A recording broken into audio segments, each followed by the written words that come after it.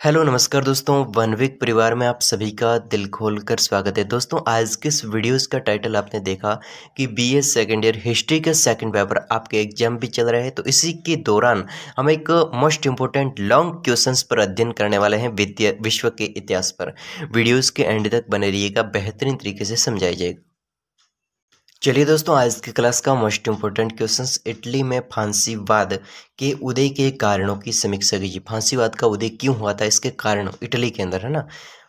फांसीवाद के उदय के कारणों का विवेचन कीजिए, उन परिस्थितियों का निरूपण कीजिए जिनके फलस्वरूप इटली में फांसीवाद का उदय हुआ। इटली में फांसीवाद के उत्कर्ष के कारण, उत्कर्ष का अर्थ हुआ दोस्तों उत्पन्न होना, है ना, उदय होना। इटली में फांसीवाद का उदय, इसके कारणों पर प्रकाश डालना है। फांसीवाद में फांसीवाद के उत्थान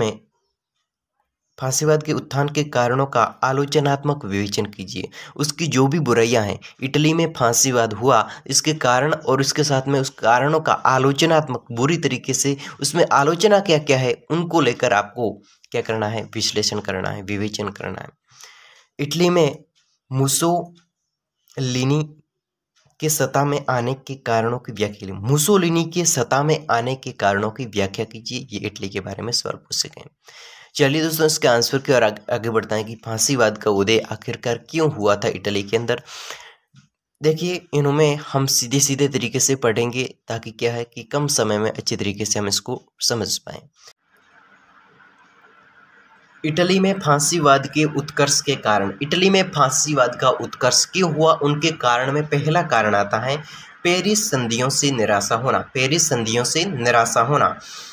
इटली प्रथम महायुद्ध में साम्राज्य विस्तार के लाभ से जर्मनी और ऑस्ट्रेलिया का साथ छोड़कर मित्र राष्ट्रों की ओर से सम्मिलित हुआ था। इस युद्ध में इटली को धन जन की भारी क्षति उठानी पड़ी थी। उसके 7 लाख सैनिक, यानी कि इटली के 7 लाख सैनिक मारे गए, 10 लाख सैनिक है वो घायल हो गए। इसके अतिरिक्त 12 अरब डॉलर है वो धन खर्च हो गया युद्ध के अंदर। उसके 3 अरब डॉलर संपत्ति नष्ट हो गई। परंतु महायुद्ध के पश्चात पराजित राष्ट्रों के प्रदेशों को लूट के विभाजन से संबंधित सौदे में मित्र राष्ट्रों ने भी उसे धोखा दे दिया। यानी कि दोस्तों, यहाँ पर ये बताया गया है कि इटली देश है वो ये चाहता था कि उसका साम्राज्य विस्तार है, उसका जो एरिया है वो बढ़े। इसलिए उसने क्या किया कि उसके जो जर्मनी और ऑस्ट्रेलिया देश है उसका साथ छोड़कर उसने, इटली ने क्या किया कि उनके मित्र राष्ट्र हैं उनके साथ मिलकर एक युद्ध किया। तो उस युद्ध में इटली को भारी धन जन की हानि उठानी पड़ी और इस हानि के अंदर 7 लाख सैनिक मारे गए, 10 लाख सैनिक घायल हो गए और इसके अतिरिक्त 12 अरब डॉलर धन खर्च हो गया युद्ध के अंदर। और साथ ही साथ में अगर कुल मिलाकर बात करें तो इटली को 3 अरब डॉलर की संपत्ति नष्ट करनी पड़ी। परंतु महायुद्ध के पश्चात पराजित राष्ट्र है तो उसके पराजित राष्ट्र, जैसे कि महायुद्ध हुआ तो महायुद्ध होने के बाद में जिन राष्ट्रों के लिए महायुद्ध किया, जिन राष्ट्रों को पराजित किया था इटली ने, उसने क्या किया कि पराजित राष्ट्रों के प्रदेशों की जो भी लूट की थी तो उसका विभाजन किया गया। जैसे कि इटली देश है वो युद्ध करने जाएगा तो अपने मित्र राष्ट्र, अपने पास वाले देश को बताएगा कि जितना भी मैं अन्य देशों से धन को लूटूंगा वो धन मैं आपको आधा आधा करके दूंगा, इसलिए आप हमारा साथ दीजिए। तब वो जाकर आते हैं और साथ देते हैं ताकि क्या है कि वो आधा आधा धन दे। तो जो भी मित्र राष्ट्र थे उन्होंने अपने इटली के साथ में साथ निभाया और जो भी देशों को जीता, जिस देशों को लूटा था उसमें वो जो धन मिला था उस धन का विभाजन से संबंधित सौदे में मित्र राष्ट्रों ने उसे धोखा दे दिया। जो भी मित्र राष्ट्र से उन्होंने धन में धोखा दे दिया और जितना भाग वह चाहता था, इटली जितना भाग चाहता था वो प्राप्त न कर सका। पेरिस संधियों ने उसकी समस्त आशाओं पर पानी फेर दिया। पेरिस संधियों ने उसकी समस्त आशाओं पर पानी फेर दिया। जहां इटली को 9,89,000 वर्ग मील भूमि प्राप्त हुई। इंग्लैंड को 9,89,000 वर्ग मील भूमि प्राप्त हुई। क्योंकि इसने साथ निभाया था इटली का। और फ्रांस ने भी इटली का साथ निभाया तो इसको 2,53,000 वर्ग मील भूमि मिली। वहीं इटली को केवल 8,900 वर्ग मील, यानी कि दूसरे देशों को तो ज़्यादा ज़मीन मिली और इटली को बिल्कुल 8,900 वर्ग मील बिल्कुल कम भूमि मिली। इसे फ्यूम का प्रदेश, यानी कि इटली को फ्यूम का प्रदेश वो प्राप्त नहीं हुआ। वह अल्बानिया पर आधिपत्य करने की इच्छा पूरी न कर सका। यानी कि दोस्तों इटली ने जिस उद्देश्य से आक्रमण किया था वो उद्देश्य था दोस्तों फ्यूम का प्रदेश जीतना, लेकिन फ्यूम का प्रदेश नहीं जीत पाया और अल्बानिया पर आधिपत्य यानी कि अधिकार करने की इच्छा है वो पूरी न कर सका।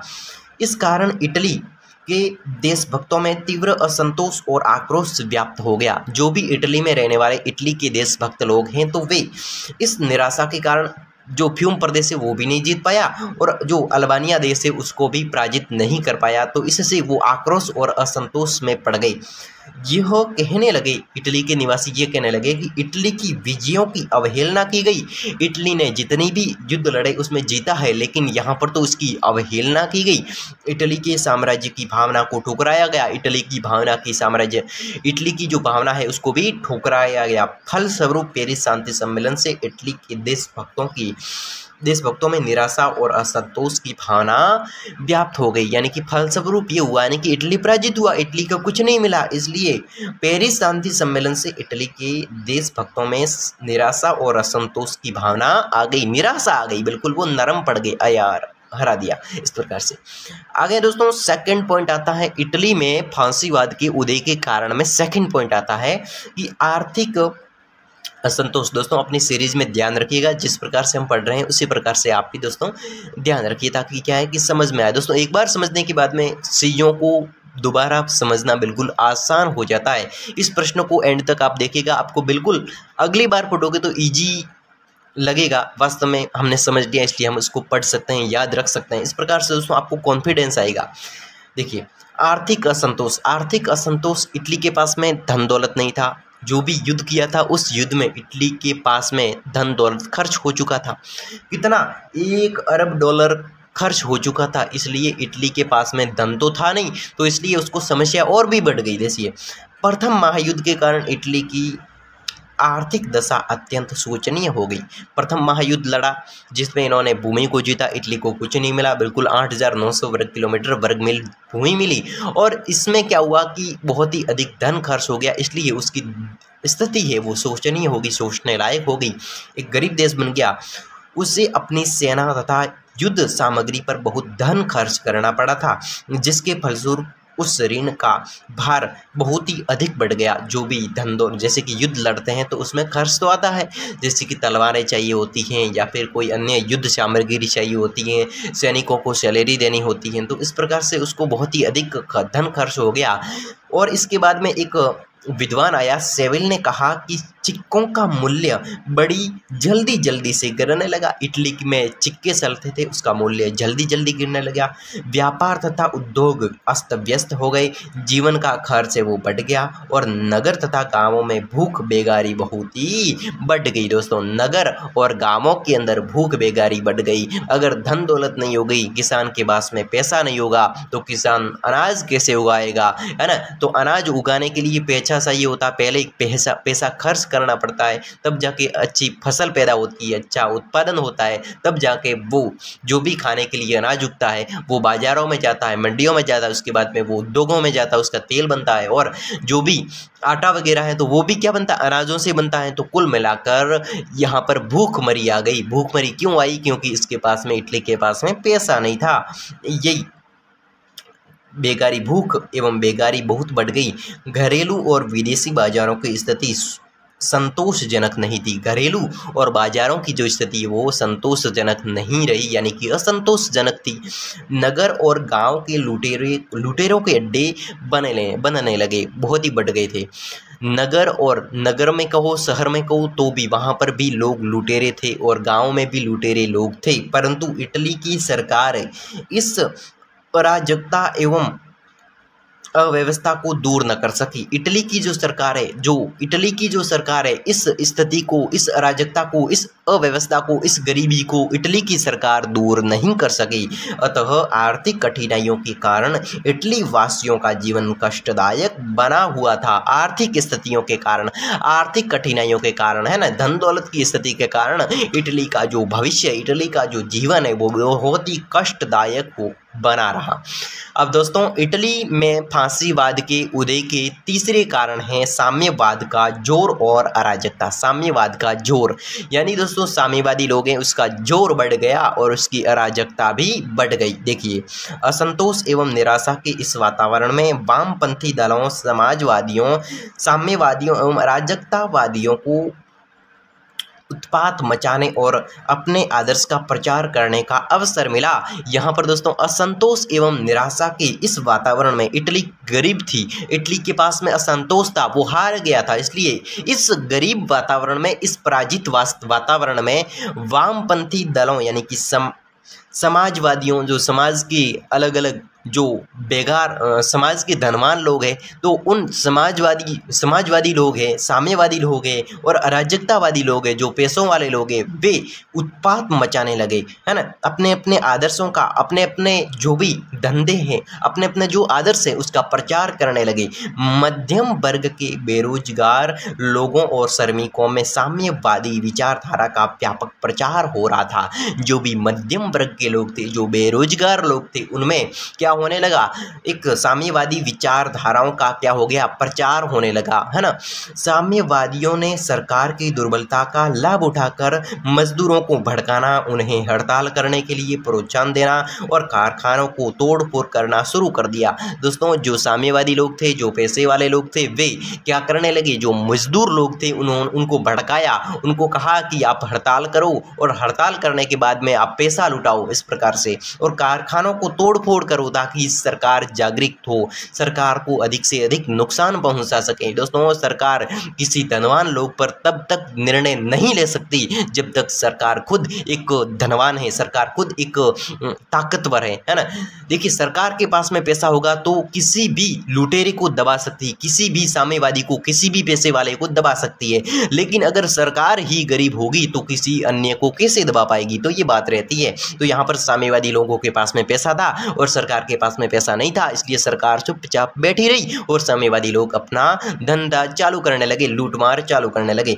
इसके बाद में दोस्तों, इसको छोड़िए, आगे बढ़ते हैं चौथे पॉइंट की ओर। अपना काम हो गया है, ठीक है। देखिए, इटली में जो फांसीवाद का उदय हुआ, उसमें चौथा कारण है सरकार की अक्रमयता। सरकार की अक्रमयता यानी कि आर्थिक असंतोष, अशांति, अराजकता के कारण सरकार के पास में असंतोष था, बिल्कुल शांत तो थी नहीं, अशांति थी, है ना। अराजकता के कारण इटली की जनता में तीव्र असंतोष था, परंतु तत्कालीन सरकार ने उसे दूर करने के लिए कोई प्रभावी कदम नहीं उठाया। दोस्तों, सरकार को एक्टिव होना पड़ता है। अगर कोई ऐसी स्थिति बन जाती है जैसे कि युद्ध में अधिक धन खर्च हो गया, सरकार के पास में पैसा नहीं है, तो इटली की सरकार, जो इटली में युद्ध हुआ था, पैसा खर्च हुआ था, उस समय की जो सरकार है उसके पास में ऐसा कोई निर्णय नहीं था, ऐसा कोई उसने कदम, प्रभावी कदम नहीं बढ़ाया कि वो इटली की सरकार है वो मजबूत हो सके। अतः सरकार की अक्रमयता के कारण साम्यवादियों का प्रभाव बहुत ही बढ़ गया। तो जो भी धनवान लोग थे, जो भी साम्यवादी लोग थे, उनका प्रभाव है वो इटली में बढ़ गया और देश में अशांति, अराजकता और गृह कलह, घर घर में कलह का होना, झगड़ा होना, इस प्रकार का वातावरण बन गया था। और लेक्सम का एक कथन है कि ऐसी स्थिति में भूमिपति, धार्मिक वर्ग, जो भी धार्मिक वर्ग है, विद्यार्थी है, जो इटली के नवयुवक है, जो इटली के भूतपूर्व सैनिक है, जो इटली के उद्योगपति है, वो अनेक वर्गों के लोग हैं, वो अपने देश के इस तरह विनाश होते हुए देखकर बहुत ही चिंतित थे। दोस्तों, इटली के पास में पैसा नहीं था, इटली बिल्कुल गरीब हो चुका था, इटली के लोग बिल्कुल बेकार हो चुके थे, उसके पास में खाने के लिए रोटी कपड़ा मकान नहीं था। इस स्थिति के अंदर इटली में निवास करने वाले लोग थे, विद्यार्थी लोग हैं, जो इटली के युवा लोग हैं, जो इटली में जो सैनिक रह चुके, भूतपूर्व सैनिक है, वो इस इटली के विनाश को होते हुए देखकर बिल्कुल चिंतित, इटली के लोग भी चिंतित हो गए थे कि अब क्या करेंगे।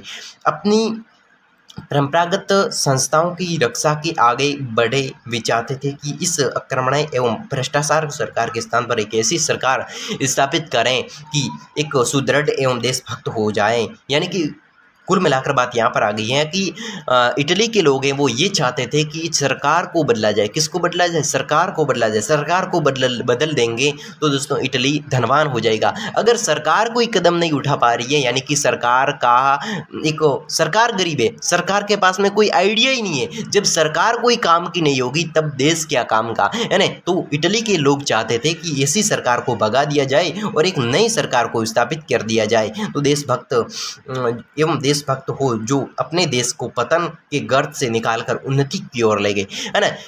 कुल मिलाकर सरकार को बदलेंगे तो उस देश की इटली की उन्नति जरूर होगी। राष्ट्रवादियों का असंतोष, जो भी राष्ट्रवादी उसका असंतोष, फ्यूम का प्रदेश न मिलने से राष्ट्रवादी बड़े शुद्ध थे, जो एक बड़े निराश थे। फलतः सितंबर 1919 में सैनिक कवि दांजियो के नेतृत्व में राष्ट्रवादियों ने पेरिस शांति सम्मेलन में संधियों की अवहेलना करते हुए फ्यूम पर अधिकार कर लिया, वहां अपनी स्वतंत्र सरकार स्थापित कर ली।